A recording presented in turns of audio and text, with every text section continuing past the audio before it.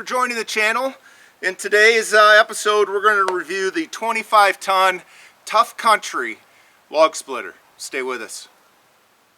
Hi, this is Tim and Joel. Welcome to Midwest Hunting and Outdoors by Two Dumbasses, a podcast about the outdoors, hunting, and being a steward of the land. Hey, if you like what these two dumbasses are doing, please hit the like button and subscribe today. Thanks for joining Midwest Hunting and Outdoors by Two Dumbasses.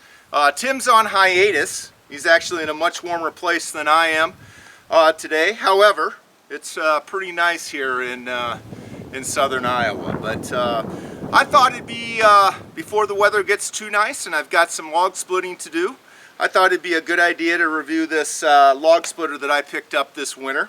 I've had this for about 4 months. I've split about one cord of wood with it, and I gotta tell you, I'm super happy with it. Now, the wood splitter I had before was a small Didier, and I'll try to include some pictures here. It's very old. It had a 5-horse engine on it. It had a very small cylinder.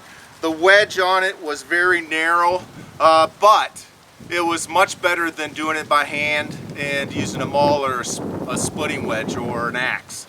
So I used it. But now I'm really starting to split more wood, and this opportunity came up to get this Tuff Country 25-tonner, and man, I'm so glad I did. So let's walk through some of the features.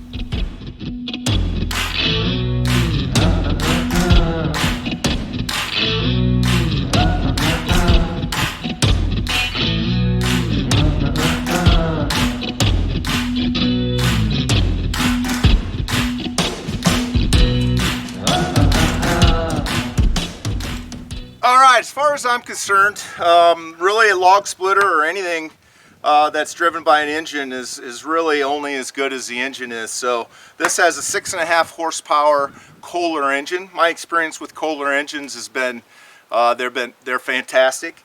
This one starts up on the first or second pull every time. In fact, I've had it setting here for a little bit over 3 months, and as you see in the video that I've attached, you know, it started on the second pull. Hey, one thing I like about this log splitter is it's easy starting. So it's still a pull start, but this literally has not been started for a little bit over 3 months, 3 months and a week or so. So let's give it a go and see how it does. Helps turn on.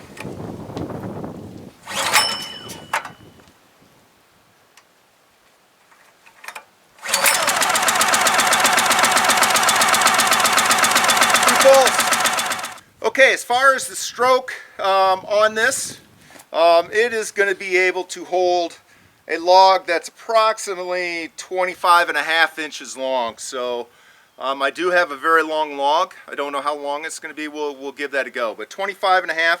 I typically cut my logs around somewhere between 13 to 16 inches. But pretty good stroke on this. As you can see, the wedge is on the cylinder itself. That's pretty common. It is a horizontal and a vertical splitter. So with big logs, I don't have to pick them up. I can tip this up and split them on the ground. We're going to demo that here in a minute. But let's do a speed test here. So what I'm going to do is start with this wedge all the way back. And what we'll do is extend it all the way and then retract it as fast as we can on full throttle.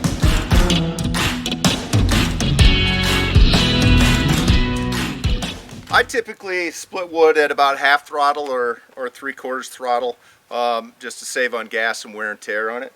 But you can see it's much slower at the half speed. I'll put a clock on that. My guess is it's around 15 to 16 seconds full cycle. 8 or 10 out and 8 or 10 back, but good enough for me. Let's split some wood and we'll do some demo on the horizontal. One thing I really like about this is it has this tray, and I'll show you some footage on it, but this tray that the wedge slides in, but it also holds the log in place. So it's really nice to hold the log in place. and to not have to, not just a regular I-beam that's flat and the log wants to roll off and whatnot. So let's get some demo of split and split here.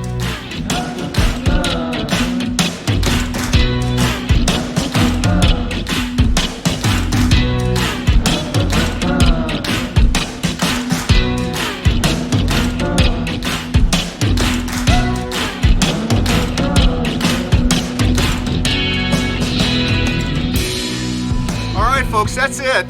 The first log I was splitting was hickory. I love burning hickory. Some gnarly hickory there, and the second two, the bigger ones, were oak. So I have yet to find anything that hasn't split or will not split. So I'm excited about that.